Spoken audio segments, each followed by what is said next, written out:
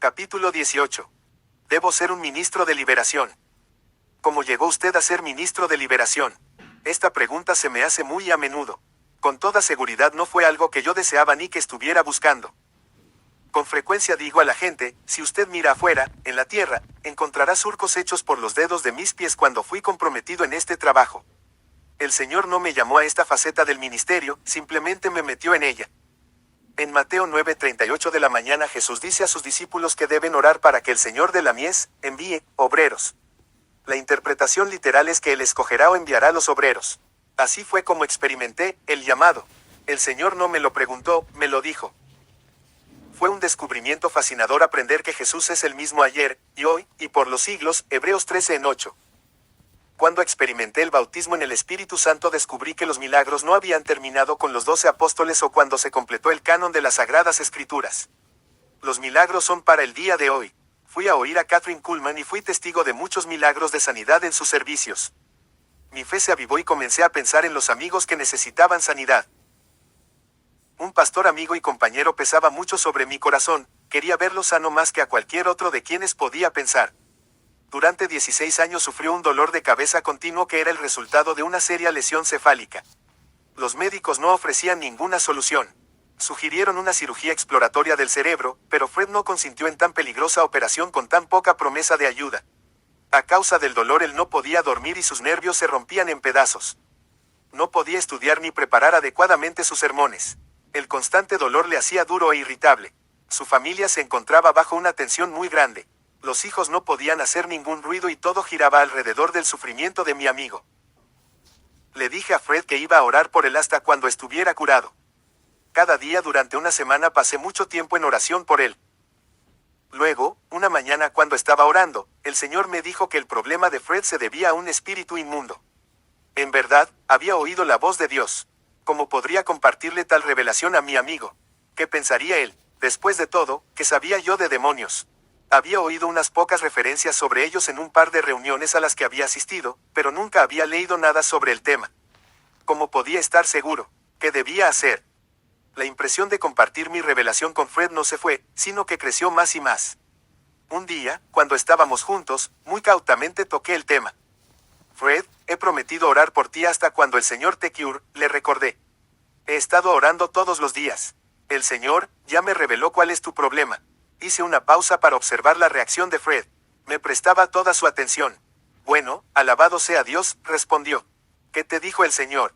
Bien, Fred, no sé lo que puedas pensar de esto, contesté, mientras elegía las palabras tan cuidadosamente como era posible, pero el Señor me dijo que tus dolores de cabeza se deben a un demonio. Sostuve el aliento a medida que le observaba el rostro para ver su reacción.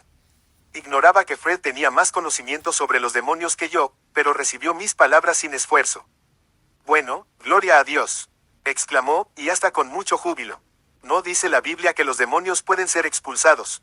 Quiero que expulses ese demonio de mí. No, espera un minuto, protesté. No sé nada sobre expulsar demonios, pero pienso que podría encontrar a alguien que sepa cómo hacerlo. Dame unos pocos días para orar sobre quién pueda hacer esto por ti y te comunicaré tan pronto como lo encuentre. Luego seguí en oración pidiéndole a Dios que me llevara a un ministro de liberación. El Señor me dijo, tú lo harás. Entonces volví a orar. Con todo cuidado le expliqué al Señor que yo no tenía ningún mérito. Esto debe haber sonado peor que cuando Moisés en la zarza ardiente buscaba excusas para no sacar al pueblo de Egipto. Pero el Señor no me dio ninguna otra alternativa y debía llevar a cabo esa liberación. Muchos pensamientos comenzaron a revolotear en mi mente. ¿Qué me sucedería si yo hiciera un ataque frontal contra los espíritus diabólicos? No me tomarían como un blanco especial. Con seguridad me iba a meter en problemas. Las perspectivas eran aterradoras.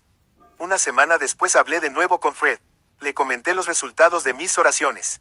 No parecía muy razonable que yo fuera quien le ministrara, pero él estaba completamente decidido a continuar con esto.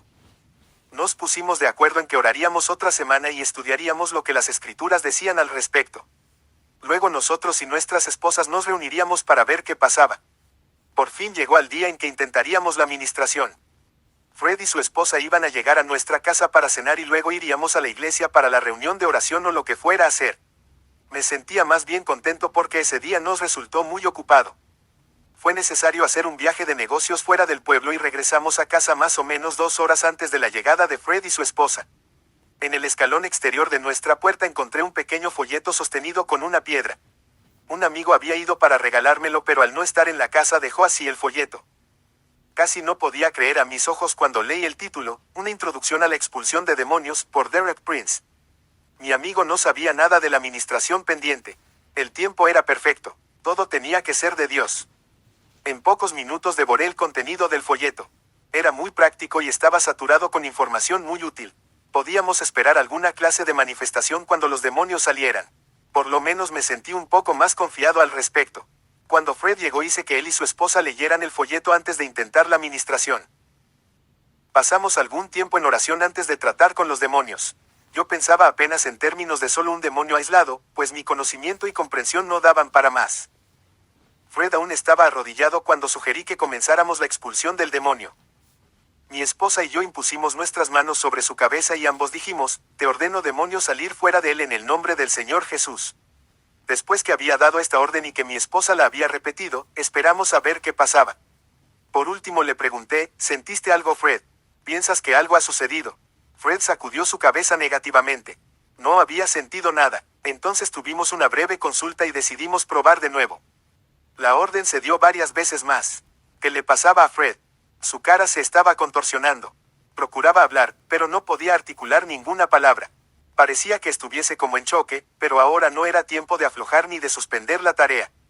Así, continuamos ordenándole al demonio salir de él. Fred comenzó a toser violentamente y esto duró alrededor de 1 minuto. Luego se desplomó hacia el piso y quedó inmóvil. ¿Qué pasó? Fred salió. Le pregunté, eso creo, musitó. Escasamente podía hablar. Estoy tan débil que no me puedo levantar, explicó. Oramos por Fred y agradecimos a Dios su liberación. Pasaron por lo menos 5 minutos antes que Fred pudiera sentarse. La esposa de Fred había estado sentada y orando todo este tiempo. Ahora la oí cantar muy suavemente y reconocí la melodía de un himno muy familiar, Gracia Maravillosa. Pensé que me uniría a ella en el himno, pero a medida que escuchaba para seguir las palabras me di cuenta que estaba cantando en lenguas. Unas semanas antes yo había orado para que recibiera el bautismo en el Espíritu Santo, y solo había podido hablar unas pocas frases en lenguas. Ahora cantaba con libertad completa. Todos los 4 estábamos gozosos y felices. Una semana más tarde, cuando vi a Fred de nuevo, le pregunté por su dolor de cabeza. Estaba muy confiado en que me iba a decir que había desaparecido. Frank, no sé qué hacer, comenzó Fred, pero todavía lo tengo. Mi cabeza no ha mejorado nada. El sentimiento enfermizo de derrota se apoderó de mí. ¿Cómo pudo una administración ser tan dramática y sin embargo no ser efectiva? Ambos estábamos confundidos y frustrados. Fred me dijo que había aceptado pastorear una iglesia en otro estado y que se iba inmediatamente. Esto fue 6 meses antes que le viera otra vez. Como estábamos en un viaje que nos llevó bastante cerca de su nuevo lugar de ministerio, condujimos unas pocas millas extras para visitarle y pasar allí la noche. Mientras orábamos esa tarde, se decidió que deberíamos intentar ministrar a Fred de nuevo. Durante los meses pasados habíamos aprendido un poco más sobre los demonios. Podía haber más de un demonio. Quizás no dimos con el que estaba causando el dolor de cabeza. Debíamos ser más persistentes. De nuevo sentamos a Fred en una silla y nos reunimos alrededor de él. Él cooperaba mucho y quería hacer cualquier cosa que le ofreciera un rayo de esperanza para ser liberado del incesante dolor que le estaba destruyendo. En este punto no sabíamos cómo descubrir los diferentes tipos de espíritus y no habíamos recibido ningún discernimiento sobrenatural de espíritus o demonios específicos. Entonces dimos una orden general para que cualquier demonio que estuviera en él saliera. Cada vez que lo hacíamos, Fred tenía una tos o una expulsión con el aliento. Él podía sentir como una presión en su garganta que se aliviaba mediante la tos. Esto sucedió unas 6 veces. ¿Tu dolor de cabeza todavía está o ya se fue? No, duele peor que antes, respondió Fred. Podíamos decir que algo todavía estaba dentro de él. Recordé haber escuchado en una cinta sobre liberación que el ministro ordenaba a los espíritus que se identificaran. Entonces decidí que debíamos intentarlo. ¿Cómo es tu nombre?, pregunté al demonio que con seguridad aún estaba dentro de Fred. En el nombre de Jesús te ordeno que me digas tu nombre. Su cara comenzó a retorcerse como durante la ministración inicial. Nos mantuvimos ordenando que el demonio se identificara. Los labios de Fred avanzaban y su boca se contorsionaba en una mueca. Muy lentamente y en una voz que era escasamente audible solo se escuchó una palabra, D-O-L-O-R. Fue tan simple. ¿Por qué no lo habíamos pensado antes? Demonio de dolor, fuera de Fred. Nuestras palabras eran insistentes. En el nombre de Jesús, fuera de él. La esposa de Fred debió experimentar en su espíritu algo sobre lo que iba a suceder porque tomó un periódico de la mesa del comedor y lo echó sobre el piso, a los pies de Fred. Inmediatamente Fred tosió y arrojó grandes cantidades de flema sobre el papel. El demonio había salido. Y el dolor se fue. Esto hace casi 5 años y Fred está aún sano. Dios había respondido a nuestras oraciones. Bendito sea su nombre. Victoria sobre el temor. El temor impide que muchas personas se conviertan en ministros de la liberación. El temor de los demonios y el temor del hombre. Mi teoría original sobre el diablo era que si yo lo dejaba tranquilo, él me dejaba tranquilo. Nada está más lejos de la verdad. Dejar tranquilo al diablo solo es permitirle que trabaje sin ninguna oposición. No hay ninguna razón para temer al diablo o a sus demonios porque Jesús los conquistó y venció. En 1 Juan 3:8 se nos recuerda que Jesús vino a este mundo con el propósito expreso de destruir las obras del diablo. Colosenses 2:15 de la mañana nos muestra que por medio de la cruz el Señor desarmó los principados y las potestades, hizo una exhibición pública de ellos y triunfó completamente sobre ellos. A fin de ir contra los principados y las potestades demoníacas sin miedo, es indispensable entender que a Satanás no se le dejó ningún poder verdadero. Es un mentiroso, un engañador, un usurpador, y un ladrón. Jesús ya puso todo juicio sobre él. Véase Juan 4:11 de la tarde. Ahora es responsabilidad de la Iglesia ejecutar ese juicio. Cuando nos levantamos contra los demonios con la autoridad del nombre de Jesús y en el poder de su sangre vertida, los demonios no tienen ninguna elección, se deben ir. No hay necesidad de tener ningún temor ante un enemigo despojado de su armadura. Véase Lucas 11:22 de la mañana. Está absolutamente indefenso. La única cosa que el cristiano debe temer es al temor mismo. Satanás, ese viejo mentiroso y engañador, procurará hacerte creer que va a vengarse de ti. Te dirá que te atacará a ti y a tu familia con enfermedades, con lesiones o con algún siniestro. Pero puedes perfectamente pisotearle bajo tus pies porque el Señor Jesucristo dice: Os doy potestad de hollar serpientes y escorpiones, y sobre toda fuerza del enemigo, y nada os dañará. Lucas 10:19 de la mañana. Cuando no escuchamos las mentiras que los demonios susurran en nuestros oídos, entonces nos atacarán con mentiras en las bocas de los hombres. Alguien continuamente me dice: ¿has oído sobre el doctor fulano y fulano o sobre el hermano fulano y fulano, hombres prominentes en el ministerio de liberación? Supe que han arruinado sus ministerios por estarse metiendo con los demonios y ya no tienen más invitaciones para ministrar en ninguna parte. Pero sé de hecho que esos hombres de Dios reciben más solicitudes para ir a ministrar de las que pueden atender. Estas son mentiras del diablo para causar temor. Unos pocos pastores a quienes conozco, comenzaron el ministerio de liberación y el diablo les dijo que perderían miembros de sus iglesias o que los miembros en proyectos se asustarían y escaparían. Indudablemente, el demonio puede hacer que algunos se ofendan o se asusten, pero cuando un pastor decide guardar su propio reinito a expensas de desobedecer la comisión de Cristo, perderá mucho más de lo que había esperado ganar. ¿Has oído que el pastor Perencejo está expulsando demonios de los cristianos? Si el diablo no te puede derrotar con tácticas de temor y de mentiras, recurrirá a la crítica en la boca de otros. Dos ministros estaban hablando y el primero decía: debemos ser muy cuidadosos en estos días sobre las doctrinas falsas y las falsas enseñanzas, porque no has oído de ese predicador que se llama Hammond que está por aquí expulsando demonios de los cristianos. El segundo ministro dejó pasar la oportunidad de decir: Hammond está ministrando liberación a mi propio rebaño ahora mismo. Hammond no piensa más sino en el diablo. Creo que deberíamos mantener nuestras mentes enfocadas tan solo en Jesús. El diablo debe estar en realidad encantado al tener a alguien que entone ese coro. El diablo usará cualquier truco para mantener a la gente de Dios fuera de la batalla espiritual y todo lo que hace es para conseguir eso. Demandas personales para el ministro. Jesús advirtió a sus seguidores tener en cuenta el costo del discipulado. Servir al Señor requiere sacrificios personales. Si uno no está dispuesto a pagar el precio, nunca se debe comprometer. Considera algunas de las exigencias que están sobre el ministro de liberación. 1. Tiempo. La liberación es un ministerio que consume mucho tiempo. Esto es cierto desde el punto de vista de la cantidad de tiempo que se gasta con una persona y de la gran cantidad de personas a quienes uno debe ministrar. Hay tal cantidad de solicitudes de liberación hoy que quien se entrega a este ministerio entenderá fácilmente porque se dijo de Jesús. Y entrando en una casa no quiso que nadie lo supiese, pero no pudo esconderse. Marcos 7:24 de la mañana. 2. Energía. Habrá ocasiones en que una ministración se prolongue durante varias horas. Muchas veces nuestro equipo de liberación ha trabajado hasta bien pasada la medianoche y todavía había personas esperando vernos. En algunas oportunidades hemos ministrado hasta 16 horas por día durante una semana o más. En tales ocasiones hemos recibido fortaleza extra suministrada por el Señor, pero el ministro de liberación puede encontrarse buscando descanso como lo recomendó Jesús a sus discípulos.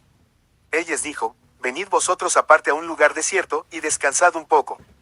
Porque eran muchos los que iban y venían, de manera que ni aun tenían tiempo para comer. Marcos 6:31 de la mañana. 3. Paciencia. Siempre hay algunos que no retienen su liberación. Son lentos en aprender y se les debe enseñar y alentar repetidamente. Hay la tentación de pasar el tiempo con otros que se muestran más promisorios, pero el Señor querría que fuésemos pacientes con los que aprenden más despacio. El ministro debe ser dedicado. Si ya está comprometido en este ministerio o si piensa comprometerse, propóngase una dedicación completa. Dedíquese a Cristo y a los demás.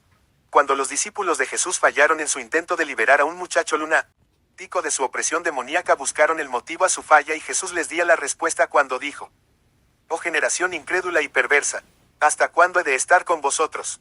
¿Hasta cuándo os he de soportar? Traédmelo acá. Mateo 5:17 de la tarde. Jesús dijo que eran incrédulos. La palabra literalmente significa infieles, sin fe o sin firmeza. Se les acusó de tilde o estar dedicados por completo a Cristo. Además, el Señor les llamó generación perversa. La palabra perversa aquí significa desviarse. Los discípulos estaban más interesados en otras cosas que en el reino de Dios. En el relato paralelo de Marcos leemos que los discípulos disputaban entre sí sobre cuál de ellos sería el mayor. No es de extrañar que Jesús les encontrara infieles y desviados. No es de extrañar que no tuvieran ningún poder. 1. Amoroso y sabio. Se debe tener compasión genuina por los demás. El ministro de liberación tendrá muchas oportunidades para demostrar el verdadero carácter de su amor. Siempre debe estar listo para ir la segunda milla, y para colocar la otra mejilla. En nuestro propio ministerio a menudo hemos encontrado necesario invitar a las personas a permanecer en nuestra casa durante un periodo de tiempo para que reciban una ministración adecuada. Esto requiere amor, pero también necesita sabiduría. En tales personas he encontrado demonios que tratan de controlar RNI casa, gobernar mi vida y golpearnos con palabras de acusación y condenación.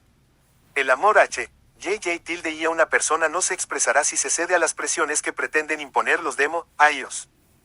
Después que esa persona ha sido liberada, agradecerá el hecho de haber reconocido la diferencia entre ella como persona y los demonios que hablaban y actuaban en ella. Punto 2. B de culpa. Esto nos lleva a observar que el mismo ministro de liberación debe estar libre de interferencia y s demoníacas antes de ministrar a otros. A menos que él mismo se haya sometido a una liberación, encontrará una resistencia interior y una lucha que obstaculizarán seriamente su propia efectividad. Aprendí esta lección por mí mismo al intentar ministrar liberación a mi esposa. Nos dimos cuenta que los demonios eran responsables de ciertas tensiones entre nosotros. Un día cuando estábamos en el hogar decidimos ministramos uno a otro en estas áreas. A medida que llamaba a los demonios y les ordenaba que la liberaran, fue arrojada al piso y los espíritus del mal comenzaron a hablar por medio de ella. Un demonio hizo una acusación directa contra mí. Sabía que era culpable de lo que el demonio me acusaba. Eso me puso bajo tal condenación que no pude seguir con la liberación de mi esposa. Me fue necesario confesar mi pecado, pedirle perdón y hacer que ella expulsara el demonio de mí, antes de poder continuar ministrándole. Esto nos unió con amor y perdón. Y cerró la puerta para toda otra interferencia del enemigo. 3. Llevar las cargas de los otros.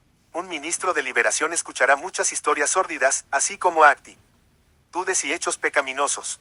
Él puede ministrar a quienes son líderes respetados en la iglesia y que nunca han compartido sus conflictos interiores y fallas con los demás. Hay veces en que ministrará confidencialmente y en amor para llevar las cargas de los otros y cumplir así la ley de Cristo.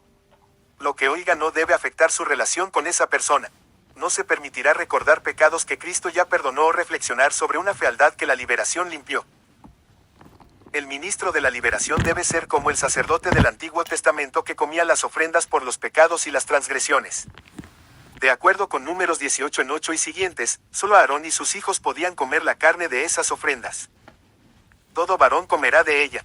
Las otras ofrendas podían ser comidas por el resto del ministerio sacerdotal, pero solo los sacerdotes varones podían comer las ofrendas por el pecado y por las transgresiones.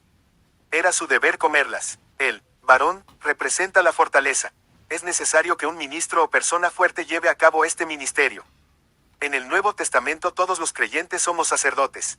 Como sacerdotes es nuestro deber comer las ofrendas de los pecados y las transgresiones de los demás.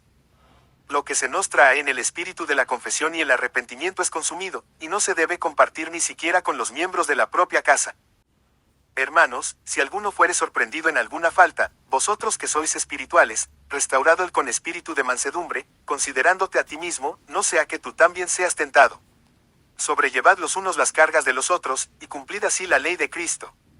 Gálatas 6 en 1, 2. 4. Con oración y ayuno. Jesús dejó muy en claro que algunas clases de demonios son más fuertes que otros, pues dijo: este género con nada puede salir, sino con oración y ayuno. Marcos 9:29 de la mañana. Los discípulos habían fallado en un intento de liberar a un muchacho de un espíritu sordo y mudo. En esencia Jesús atribuyó su falla a la ausencia de dedicación espiritual. Nosotros también podemos fallar por la misma razón.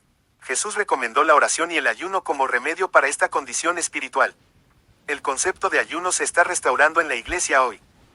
Ayunar no es una manera fácil para obtener de ganga el poder de Dios, sino una vía para crucificar la carne, para que los afectos completos de uno estén por encima de todas las cosas y no sobre las cosas de la tierra.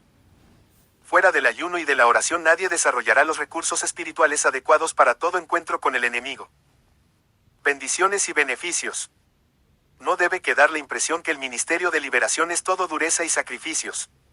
Hay muchas bendiciones y beneficios. Hay muchas ocasiones de gozo. Inclusive los mismos periodos de liberación son oportunidades para adoración y alabanza. La palabra de Dios encuentra un lugar muy notorio, pues la espada del Espíritu nos impulsa contra el enemigo. Muchos textos escriturales también se usan para enseñar, corregir, instruir y exhortar. Luego, está la oración con el entendimiento y la oración con el Espíritu, oraciones de petición, de intercesión, de acción de gracias y de alabanza. Hay cánticos que exaltan a Cristo y a su sacrificio e himnos de adoración. Hay gozo y regocijo cuando los cautivos son libres, a medida que la emoción final de la victoria encuentra su expresión en erecendos de alabanza. Cuando la liberación se conduce en tal atmósfera espiritual, se genera un poder que rompe la resistencia del enemigo. Jesús se mantiene en preeminencia y los siervos del Señor son fortalecidos y edificados. Por medio de este ministerio he conocido a algunas de las más hermosas personas en la familia de Dios. Es alentador encontrar cuantos cristianos buscan la expresión completa de la vida espiritual. Se ponen a un lado todos los disimulos y apariencias y se conoce a mucha gente con gran rapidez. Nunca podré poner precio al valor de las amistades ganadas por medio de los contactos hechos con el ministerio de la liberación. Y cuánto gozo ver a las multitudes que alcanzan la victoria. Lo más frustrante de mi ministerio pastoral era la consejería. Estaba listo para escuchar, para ofrecer consejo, y para brindar valor, pero la mayoría de las veces no había ningún remedio. Ahora llegamos a las raíces del problema y hay respuestas donde antes no se encontraban.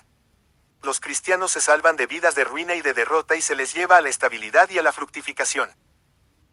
A menudo digo que una de las mayores bendiciones que he recibido con este ministerio es la profundidad que he alcanzado en el ámbito espiritual. He descubierto una línea muy nítida de separación entre el reino de la luz y el reino de las tinieblas. Se han avivado el conocimiento y la conciencia espirituales. Las acechanzas de Satanás se disciernen con mayor rapidez.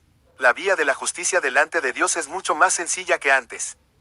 Es más fácil evitar los conflictos carnales con otros y mantener firme la lucha contra las huestes espirituales de maldad en las regiones celestes.